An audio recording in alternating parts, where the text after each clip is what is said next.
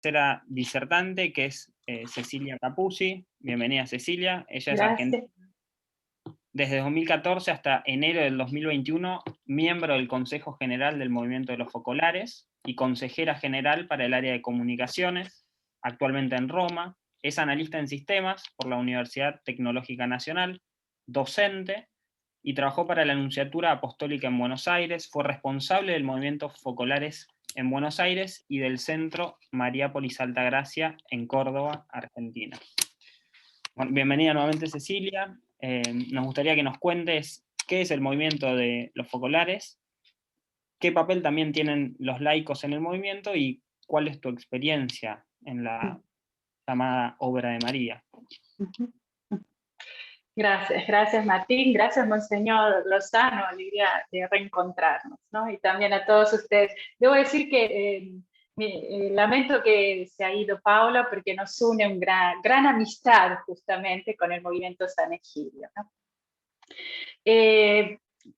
Quisiera partir de una frase, de un concepto de Papa Francisco cuando en el documento Juvenescit Ecclesia habla de la coesencialidad de los dones jerárquicos y de los dones carismáticos, ¿no? Y dice una cosa que a mí me apasiona, ¿no? Porque dice cuál es el rol de los carismas, ¿no? Y dice que tienen la tarea, la misión de leer los signos de los tiempos, ¿no? Yo lo traduciría, leer la realidad, ¿no? E interpretarla a la luz del Evangelio. ¿Para qué? Dice el Papa, ¿no? Dice, para inyectar la vida de Dios en la vida social, para que los hombres y las mujeres de nuestro tiempo puedan tocarla. Esto, debo decir que para mí esto es ser laico, ¿no? Esta es la vocación de los carismas, ¿no? En la Iglesia. El movimiento de los focolares es una de las tantas expresiones de este maravilloso jardín, como decía Monseñor Lozano, ¿no? De este desorden, dice el Papa Francisco, ¿no? Que el Espíritu Santo ha creado en la Iglesia con esta gran profusión de carismas, ¿no? Pero que hoy cada uno da ese toque particular que nos permite leer la realidad, ¿no? Diría que el rol del laico es un camino incómodo, porque está continuamente en el deber de preguntarse, ¿no? De salir de la zona de confort, pero es un camino apasionante. El movimiento de los focolares es o llamado también la espiritualidad de la unidad, ¿no? Digo dos palabras de cómo nace, porque se entiende el rol de los laicos a la luz de esta experiencia, ¿no? Es la experiencia de Clara Lubick, la fundadora, ¿no? Que tenía solo 22 años cuando comienza, en un pueblito, en una ciudad de Trento, en el norte de Italia, durante la Segunda Guerra Mundial. Digo esto porque es significativo que también nosotros hoy vivimos en una experiencia de crisis, ¿no? Donde como en la Segunda Guerra Mundial, nuestra fe, nuestras certezas, parecen todas haberse derrumbado, ¿no? No era también para Chiara y sus amigas en ese tiempo, ¿no? Quien tenía planes para el futuro veía que se derrumbaban, ¿no? Y la pregunta de fondo es, ¿existe entonces un ideal que no se derrumbe, que no pase? Ellas, Chiara y sus amigas, encuentran la respuesta en un Dios que es amor, un Dios que no pasa, porque cuando te sentís amado, te sentís vivo. ¿Ustedes me escuchan bien? Porque veo que algunos más o menos. Queremos que no sea... Este camino que inició Chiara fue también el descubrimiento de un Dios que es Padre, que es amor, y que lo descubre en la lectura del Evangelio. Como decía Paula, cada palabra del Evangelio cobraba vida. Era un tiempo de crisis, como hoy. Ama al prójimo como a ti mismo, den y se les dará, donde 2 o 3 estén reunidos en mi nombre, ¿no? Se detienen en especial en una frase que les hace sentir que nacieron para eso, que es la oración de Jesús, ¿no? Padre, que todos sean uno, ¿no? Que muchos lo llaman el testamento de Jesús, ¿no? La unidad, ¿no? Y efectivamente esto cambia la visión, porque entonces quiere decir, si todos son uno, todos, quiere decir que todos son candidatos, el antipático y el simpático, el de un partido y el otro, el de una iglesia y el de la otra iglesia, ¿no? El de países enfrentados. El Evangelio requiere, partiendo de la unidad, requiere hechos concretos. Entonces, se descubre que el Evangelio tiene la vida del Evangelio tiene una consecuencia social. Cuando nace el movimiento, a los pocos meses, la ciudad de Trento, que estaba llena de pobres, se ve transformada, porque el pobre no era más el objeto de nuestro amor, sino era parte constitutiva de la comunidad, ¿no?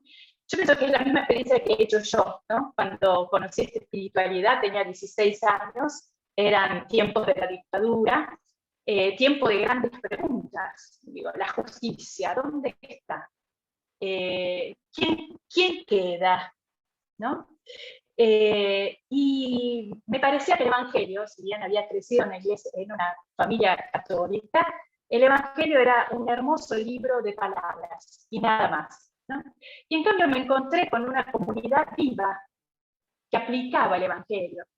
Les digo me recuerdo cuando volvía de la universidad, que bajaba en la estación, soy de la periferia del Gran Buenos Aires, había una señora siempre que esperaba a la salida de la escalera del pasaje del tren, que pedía limosna. Creo que pienso que la he saludado tantas veces y le he dado monedas, ¿no?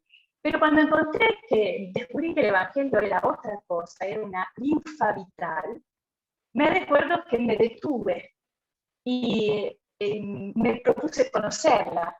Fue un encuentro con, ¿cómo decirles? Con otro yo.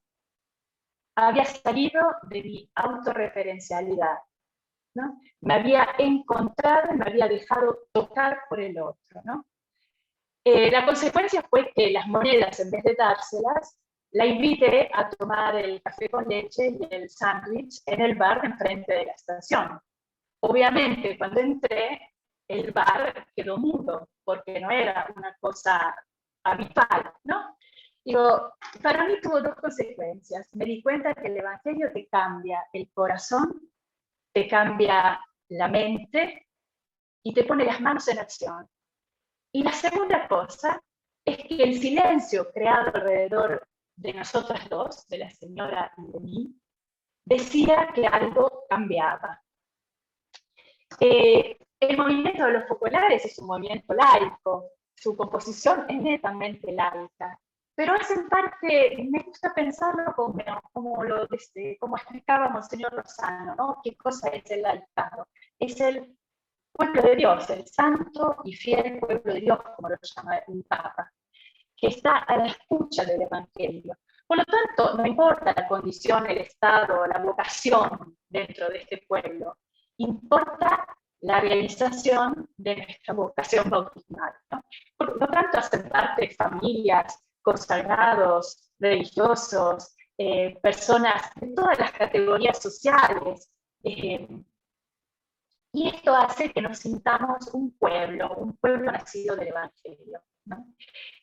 Una de las, diría una originalidad capaz del movimiento de los populares es que su presidencia es y será siempre femenina, ¿no?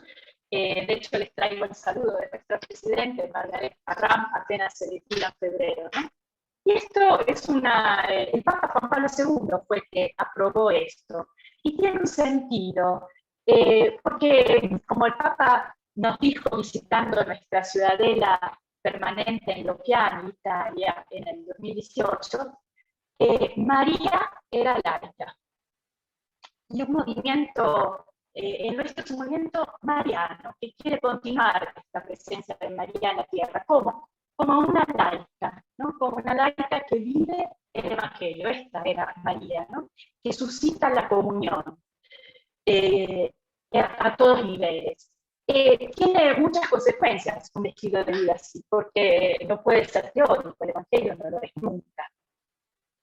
Y por lo tanto, nacen, por ejemplo, uno de los fines específicos del movimiento son los diálogos, ¿no? Nosotros trabajamos en el diálogo ecuménico, en el diálogo interreligioso, con los no creyentes, con la cultura, ¿no?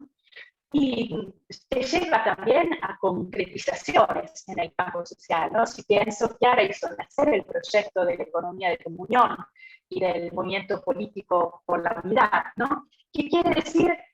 Que tenemos el coraje de arriesgar y poner a la persona al centro de nuestras ideas y de nuestras acciones. Cambiar la praxis en la economía, cambiar las relaciones en la política, ¿no? Uno de los puntos fundamentales de nuestra espiritualidad es Jesús crucificado y abandonado. El Papa nos lo recordó recientemente en nuestra audiencia después de la Asamblea General en febrero, y nos recordaba que es central en nuestra espiritualidad, ¿no? Porque Jesús en la cruz grita, ¿por qué? ¿Por qué, Dios mío, me has abandonado? ¿No? Dirías, es un Dios que fracasó, aparentemente, ¿no? Y sin embargo, es el momento donde se manifiesta la medida máxima del amor, ¿no? Jesús en ese momento abraza los dolores de toda la humanidad, ¿no? Y yo siento que ese es el camino del largo hoy, ¿no? Ir a la escucha de este grito, que la pandemia lo pone en evidencia en mil modos, ¿no? Como decía Paula, en los excluidos, pero también en el grito de la tierra, en el grito de las nuevas generaciones, en las fracturas, en las relaciones entre países, entre partidos políticos, entre grupos sociales. No pienso que todos vivimos situaciones de gran oposición, ¿no? En nuestros países.